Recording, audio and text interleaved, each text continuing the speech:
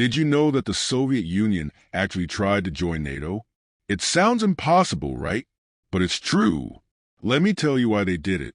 During the Cold War, the world was divided into two powerful blocs.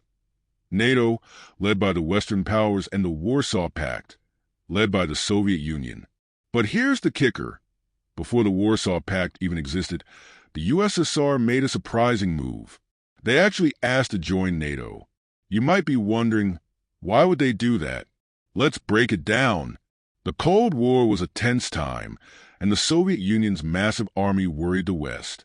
The Western powers were afraid that the USSR might start conquering countries one by one. So they formed NATO in 1949 to protect themselves.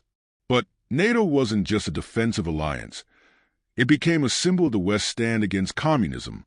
And yet, in the middle of the standoff, the USSR wanted in. In the years before NATO's formation, the USSR was in a delicate situation.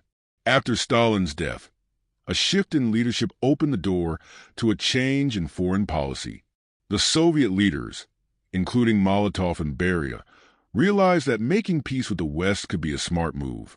So, they proposed a bold idea. Reunite Germany but make it a neutral state, and in return, the USSR would give up East Germany. The catch? The USSR wanted to join NATO. Why would the Soviets want to be part of NATO? It was a win-win for them.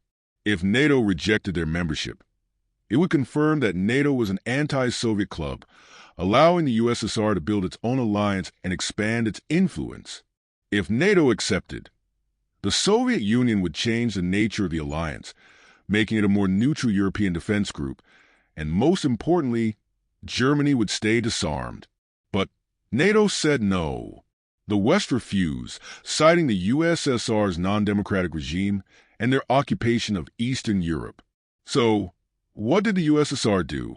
They formed their own alliance, the Warsaw Pact, in 1955, and the Cold War continued. The USSR's attempt to join NATO was more than just a political move. It was a masterstroke in foreign policy. It's a fascinating chapter in history that shows how the battle for influence was fought on every front, even behind closed doors. If you found this story as mind-blowing as I did, hit that like button and subscribe for more history deep dives. Don't forget to ring the bell so you never miss out on more surprising stories from the past. What do you think? Could the USSR have really joined NATO? Drop your thoughts in the comments.